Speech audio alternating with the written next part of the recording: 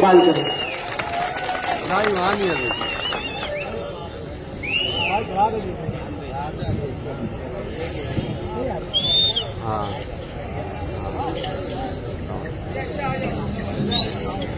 साथियों, शहर को साथ देने का वक्त आ गया है। हम ना किसी इलेक्शन के लिए वोट मांगने के लिए आपसे कह रहे हैं, ना हम आपसे चंदा मांग रहे हैं, मगर जो हालात शहर के बने हैं, सही मायनों में वो हालात बड़े संगीन हैं। आप लोगों का साथ चाहिए, शहर के समाजी तंजीमों का साथ चाहिए, शहर के सरकर्ता अफराद का साथ चाहिए, शहर की आवाम का साथ चाहिए, शहर की मेरी माएं बहनों का साथ चाहिए। आज माइनॉरिटी डिफेंस कमेटी की ये पहली मीटिंग है। हमारी हिमायत करने वाले, मैं उनका शुक्रिया अदा करता हूं। मालेगांव जमातुल कुरैश, अल हिंद जमातुल कुरैश ने हिमायत दी, हमारा साथ दिया।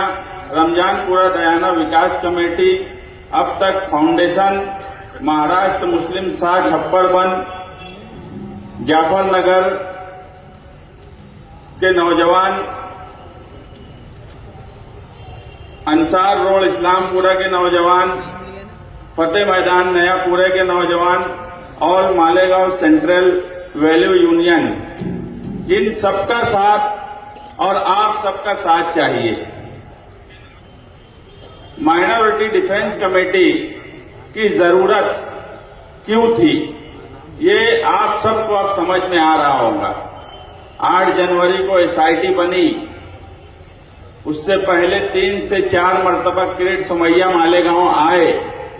हमने भी ये सोचा कि शहर ने जिसको जिम्मेदारी दी है वही काम काज करे।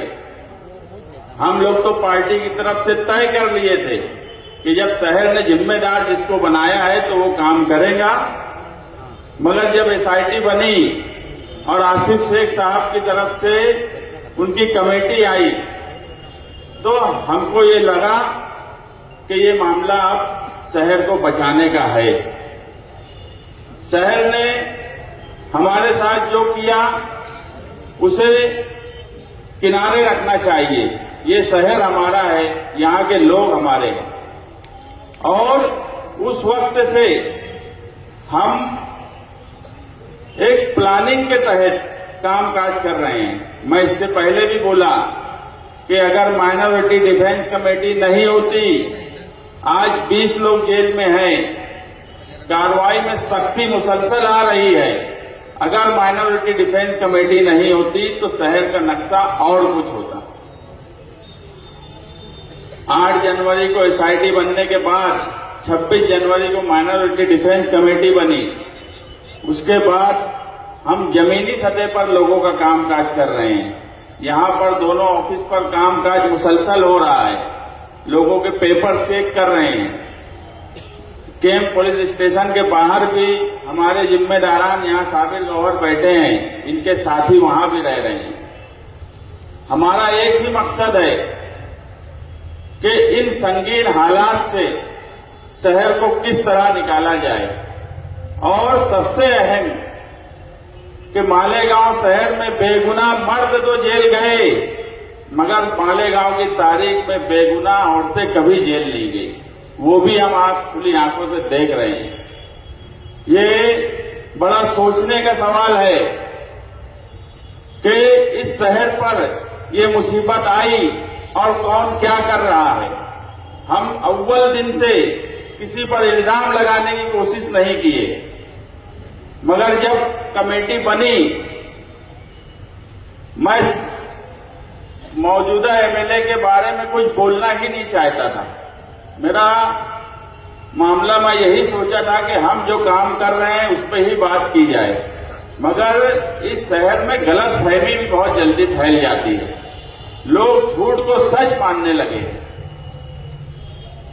मुफ्ती साहब का ये बोलना कि इलेक्शन हारने के बाद आसिफ शेख ने किरीट सोमैया को यहां लाया। हम चाहते तो इस कमेटी का नाम मालेगांव बचाओ कमेटी भी रख सकते थे।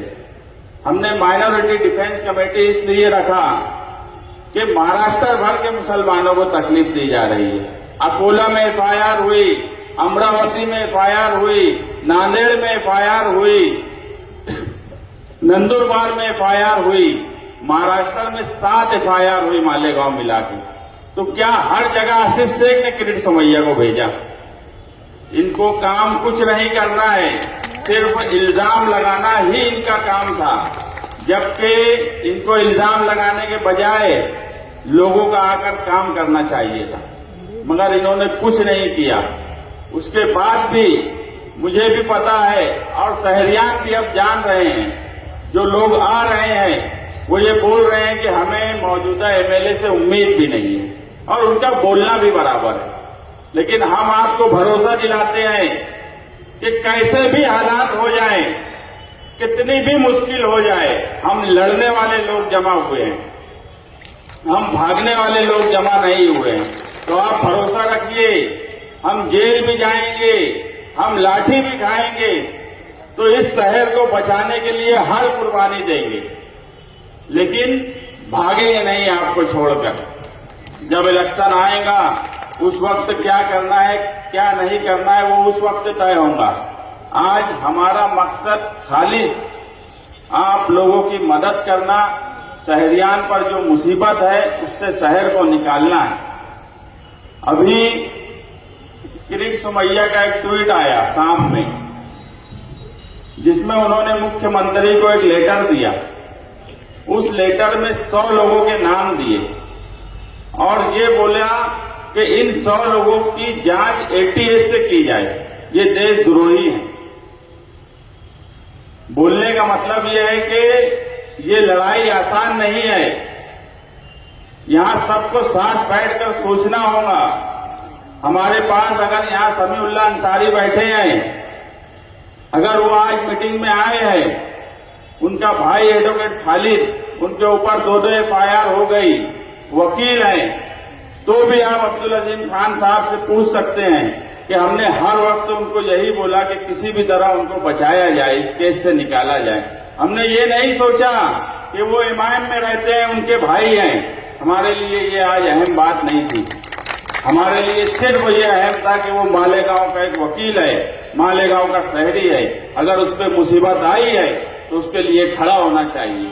वो किस पार्टी से आ रहा है या उसके घर के लोग किस पार्टी से हैं, हम ये नहीं सोच रहे हैं यहाँ पर। हम सिर्फ, हमारा एक ही मकसद है कि किसी भी तरह हम मालेगांव शहर को बचाएं और इस मुसीबत से निकालें। हमने जो जो कोशिश की वो आपके सामने है। हम मालेगांव शहर में कोर्ट में भी मुसलसल हमारी लीगल टीम कोशिश कर रही है। हमें जहां धरना देने की जरूरत है हम वहां धरना भी दे रहे हैं, हमें जहां मीटिंग लेने की जरूरत है वहां हम मीटिंग भी ले रहे हैं। अगर हमें हाई कोर्ट जाना है तो हम वहां भी जा रहे हैं, मंत्रालय में नुमाइंदगी की जरूरत है तो हम वहां भी गए। हम कोई खाना छोड़ नहीं रहे हैं। अगर हम कोई खाना छोड़ते तो ये मुसीबत और बढ़ती, मुसीबत आगे भी बढ़ेंगी।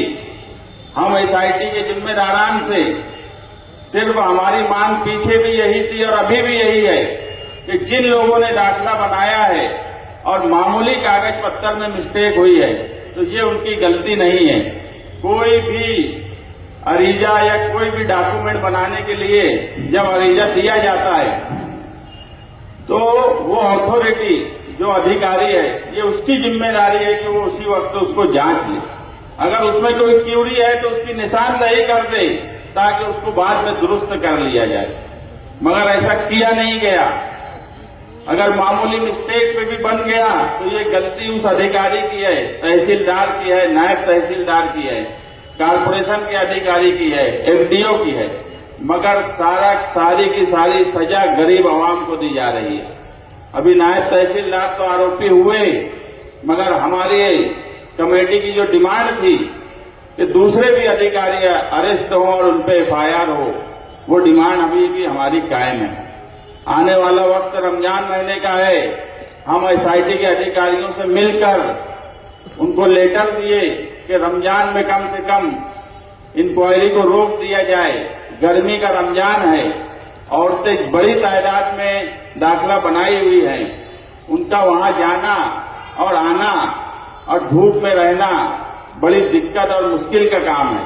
तो हम अभी भी इस मीटिंग से भी एसआईटी के अधिकारियों से यही गुजारिश करेंगे कि कम से कम रमजान में इसको रोका जाए, रमजान के बाद आपकी इंक्वायरी की जाए। नहीं तो जो औरतें हैं उनकी इंक्वायरी रमजान में नहीं होना चाहिए, ये हमारी डिमांड है। और हाईकोर्ट में भी हम आने वाले पीर या मंगल तक जो पिटीशन है पीआईएल दाखिल कर रहे हैं, पीर या मंगल को दाखिल करेंगे। आप लोगों से सिर्फ यही गुजारिश है कि आप देखिए, समझिए कि शहर को क्या जरूरत है और कौन क्या कर रहा है। इस शहर में जब भी 12 नवंबर का वाकया हुआ उस वक्त भी हमने अलग अलग प्लेटफॉर्म से कोशिश की, लोगों की मदद की, मगर इस शहर में जब भी मुर्गे ने बांध दिया शहर को मुसीबत में ही डाला। 12 नवंबर के वक्त एक बांध दी गई कि पत्थर थे नहीं, लाए गए थे, 120 भी लगा।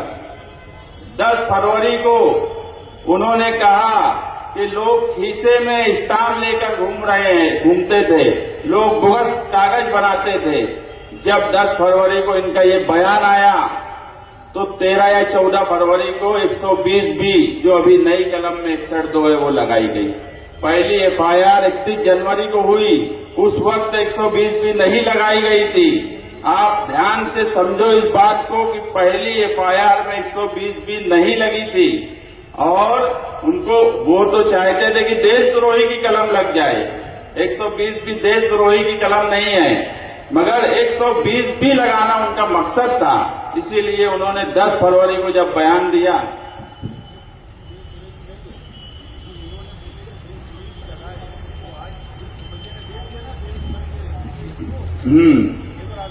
जब इन्होंने कल बयान दिया कि देशद्रोही की कलम 120 भी लगी है, वो प्लानिंग की कलम है। और आज जो किरीट सोमैया का मुख्यमंत्री को लेटर गया उसमें उसने कहा कि ये 100 लोग देशद्रोही हैं। उन्हें 100 लोगों की जो लिस्ट दी है वो लिस्ट नाम के साथ दी है। उसमें अभी एक पेज उसका ट्विटर पे जो आया 20 लोगों का, उसमें कई ख्वातीन हैं और उसमें ये कहा गया कि ये सब लोग देशद्रोही है और उनकी एटीएस से जांच की जाए। तो आप ये समझिए कि किस तरीके से ये खेल खेला जा रहा है।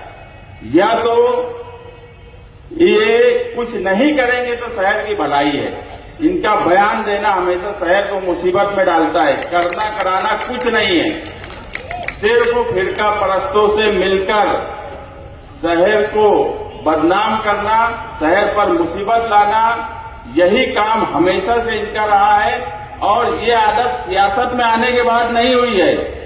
जब 2000 आप याद करो, जब 2006 का बम ब्लास्ट हुआ तो रेस्ट हाउस में जब कौन गया था? रेस्ट हाउस में बाकायदा ये विटनेस बने थे, जो गनी होटल के पास हथियार का मामला हुआ था उसके विटनेस ये थे। 2008 का बम ब्लास्ट हुआ जब पहली बार हिंदुस्तान में फिरका परस्त भगवा आतंकवादी हैं इस मुल्क में, ये साबित हुआ। उस वक्त इन्होंने ये कहा जब मुसलमानों को पकड़ा गया कि कुछ ना कुछ तो किए होंगे। 12 नवंबर का वाकया हुआ, वो बयान पर गौर करो। ये हमेशा से वही बात बोलते हैं जो पुलिस इनसे बुलवाना चाहती है या फिरका परस्त लीडर इनसे बुलवाना चाहता है।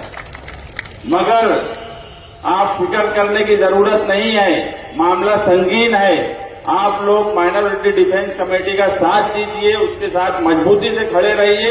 इंशाअल्लाह हम आप लोगों को इस मुसीबत से जरूर निकालेंगे। शुक्रिया।